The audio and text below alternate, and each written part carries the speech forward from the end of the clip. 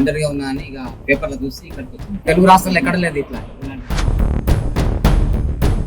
Sir గారు Raghavendra sir గారు ముఖ్యమంత్రి కావాలని నా కోరిక ఉంది. ఏం కావాలి? ముఖ్యమంత్రి కావాలి. ఎందుకు ఎందుకు కన్న కొడుకు లేకుండా ఆయన కన్న కొడుకులాగా అందరినీ మమ్మల్ని మంచిగా చూసుకోండి. ముఖ్యమంత్రి కావాలని కోరుకుంటున్నాం.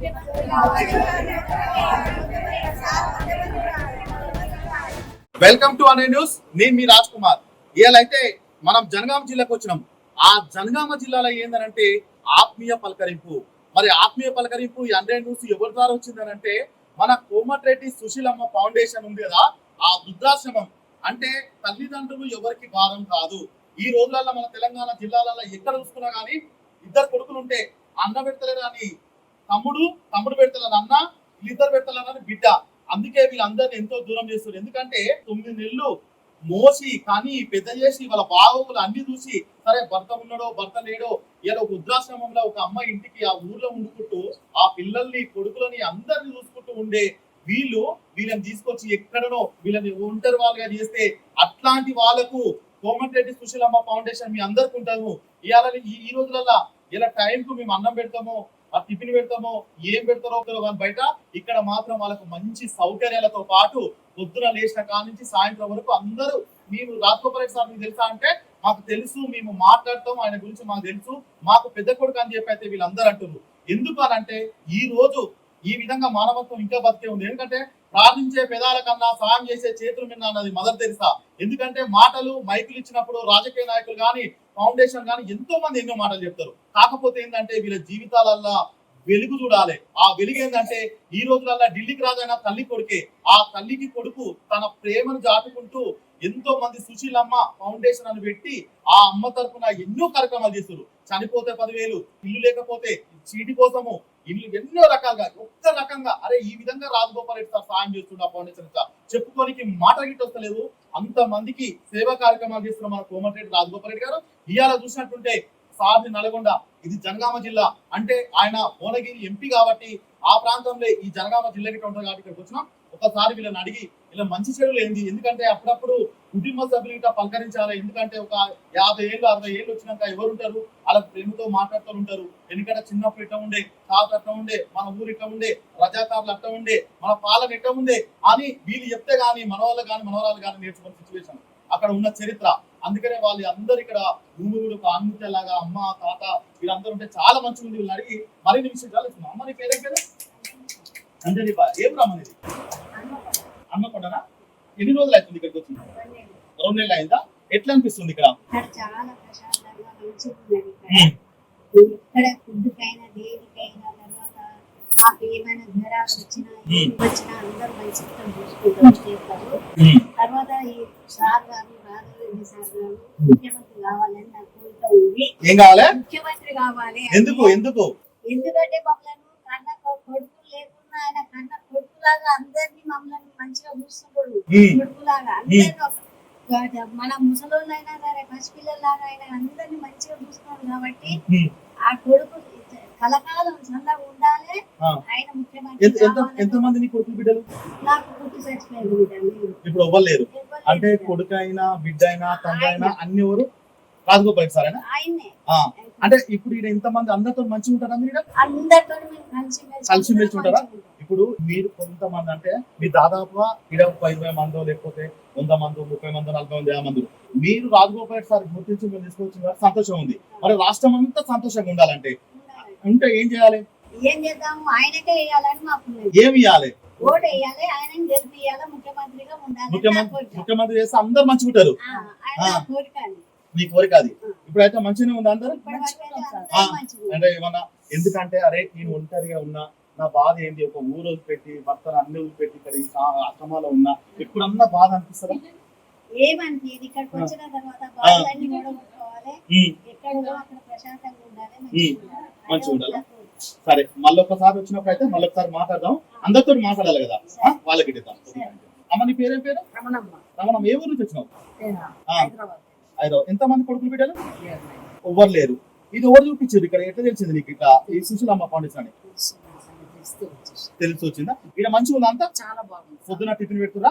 మంచిగా అంటే అంతేనా? అన్నాను పెడతా. నీకేమైనా కోరిక ఉందా? బ్రహ్మగారి దైతం బరాబరే. బ్రహ్మంగారి అయితే బరాబర్ అవుతారా? సరే, నువ్వు చూసుకోలేక నేను సార్ సీఎం అయినాక సరేనా? మన కోమటిరెడ్డి రాజగోపాల్ రెడ్డి సారు ఆయన మీద ఉన్న ప్రేమను ఆప్యాయతను తెలియదు కానీ ఇక్కడ ఉన్న ఓల్డేజ్ హోమ్ లో ఉన్న ఎవరైతే వృద్ధులు ఉన్నారో వాళ్ళకి ఇట్లా ఒక్కొక్కరికి ఒక టాలెంట్ ఉంది నిజంగా. ఆయన ఎట్లా గుర్తిస్తాడో ఏం చేస్తాడో కానీ ఇక్కడికి ఇట్లా కళాకారుడు అంట, మాటలు మాట్లాడతాడు, మంచిగా చెప్తాడు, అనేక రకాలుగా పాటలు గిట్లా పాడతాడంట. మరొకసారి ఈయన గిట్లా అడిగి తెలుసుకుందాం. ఏం పేరు నీ పేరు? రాజేష్. రాజేష్. ఏ ఊరు మీది? జనగాం నుంచి వచ్చిన. ఎంతమంది కొడుకులు బిడ్డలు? ఇద్దరు బిడ్డలు ఉంటే చనిపోయింది. భార్య చనిపోయింది, బ్రెయిన్ ట్యూమర్ చనిపోయింది. ఒంటరిగా ఉన్నా అని ఇక ఇక్కడ పేపర్లో చూసి ఇక్కడికి వచ్చింది. అంటే ఇప్పుడు ఇద్దరు బిడ్డలు ఉంటే చనిపోయారు, భార్య ఉంటే లేకపోయా. ఏంది నా జీవితం అన్న క్రమంలో నీకు ఒక్కసారి ఎప్పుడు ఎందుకు నాకు జీవితం అన్న క్రమంలో ఎప్పుడన్నా నీకు అనిపించలేదో బాధ మాట్లాడి? బాధ అనిపించింది, మానసికంగా కొద్దిగా బాధపడి ఇక్కడికి వచ్చిన తర్వాత వాటి బాధలన్నీ మర్చిపోయింది. ఒక మంచి ఆశ్రమం కట్టించాను. ఎన్నో వ్యయప్రయాసాలకు రిస్క్ తీసుకొని సారు వాళ్ళ అమ్మ పేరు మీద ఒక ఆశ్రమాన్ని కట్టించిండు. కొడుకులు బిడ్డ లేని వాళ్ళకు, అనాథలకు, వాళ్ళకు బాగుండాలని ఆశ్రమాన్ని కట్టించాడు.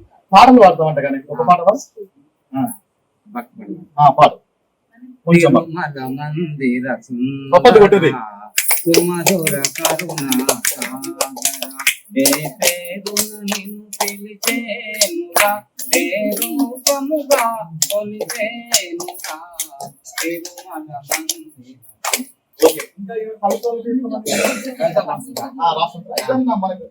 ఇక్కడ సంబంధించిన ఈ సొసైటీ సంబంధించిన మీకోసం ఎలాంటి ఏమన్నా కవితలు సరే నీకేం నచ్చింది? సుశీలమ్మ ఆశ్రమంలో, సుశీలమ్మ కుటీరంలో మేమంతా నివసిస్తున్నాం. రాజగోపాల్ రెడ్డి గారి ఆశ్రమంలో మేము సుఖశాంతులతో నివసిస్తున్నాం. మాకు ఏ బాధ లేకుండా ప్రశాంత జీవితం గడుపుతున్నాం. చాలా బాగుంది. ఇంకా అంటే ఇప్పుడు దాదాపుగా నీకు ఇద్దరు బిడ్డలు, మీరు భార్య చనిపోయింది, ఈ క్రమంలో ఒంటరి జీవితం అనుభవిస్తే పేపర్లు ఆశ్రమం ఇచ్చి ఇంతమంది కుటుంబ సభ్యుల్ని పంచుకొని రోజు పొద్దుగాలను మంచి కూర్చొని ముచ్చటబెట్టి కదా ఎట్లా అనిపిస్తుంది నీకంటే? దీనికి కారణం, మూల కారణం ఎవరో తెలుసా? ఎవరు? రాజగోపాల్ రెడ్డి గారు. రాజగోపాల్ వాళ్ళమ్మ అనారోగ్యం ఉన్నప్పుడు వాళ్ళ అమ్మ పేరు మీద, మా అమ్మ పేరు మీద అందరూ మంచిగా జీవించాలి, మా అమ్మ గోళ్ళని బాధలు చూసేవాళ్ళు, అందరూ మంచిగా ఉండాలని చెప్పి ఇక్కడ ఒక ఆశ్రమాన్ని కట్టించి ఇక దీన్ని అన్ని మంచిగా చాలా ఎక్కడ ఈ తెలుగు రాష్ట్రాల్లో ఎక్కడ లేదు ఇలాంటి ఆశ్రమం. మంచి ఇంద్రభవనం లాగున్నది, చాలా మంచి వసతులు కూడా బాగున్నాయి, మంచి భోజనం వసతులు, మా ఇంటిని మర్చిపోతుంటారు. అట్లా ఉందా? అంటే ఇప్పుడు ఆయన ఎమ్మెల్యేగా ఉండే ఇన్ని పనులు చేస్తున్నారు, రేపన్నాడు మీకు ఇంకిత మరింత పనులు మీలాగా రాష్ట్రం అంతటా సంతోషంగా ఉండాలంటే సార్ గురించి మీరు ఏం చెప్పాలనుకుంటున్నారు? రాష్ట్రం అంతా మంచి సుభిక్షంగా ఉండాలంటే సారు ఇంకో మంత్రి కావాలి, ముఖ్యమంత్రి అయితే అన్ని మొత్తం రాష్ట్రం మొత్తం సుభిక్షంగా ఉంటుంది అనుకుంటున్నారా? సరే, మళ్ళీ ఒకసారి వచ్చి మళ్ళీ మీతో వచ్చినప్పుడు మళ్ళీ వచ్చి మనం మాట్లాడదాము. మొత్తానికి అయితే అమ్మమ్మలతోటి, తాతలతోటి మంచి ముచ్చటైతే పెట్టినాం. మరి వీళ్ళ కోరికలు గిట్టే ఉన్నాయి. మరి మీకు ఏమైనా కోరికలు ఉన్నాయా? ఏం కోరికలు? ఉన్నప్పుడే రాజగోపాల్ రెడ్డి గారు ముఖ్యమంత్రి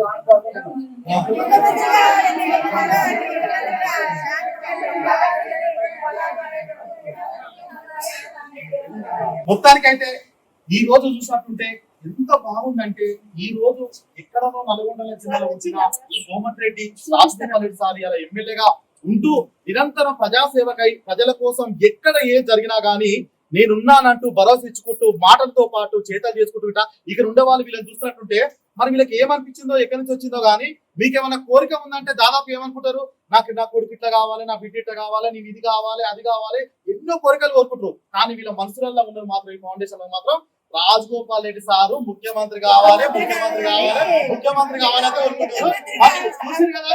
మరి మీ రాజు ఏంటంటే రావాలని టికెట్ రాలేదు, నేను దారిలో ఒక ఉరకానికి వెళ్తుంటే ఇక్కడ చూద్దాం ఒకసారి మన రాజగోపాల్ సార్ ఎదుగుతా అని చెప్పి ఒక ఆత్మీయ పలకరింపు అయితే పలకరియనికి వచ్చిన.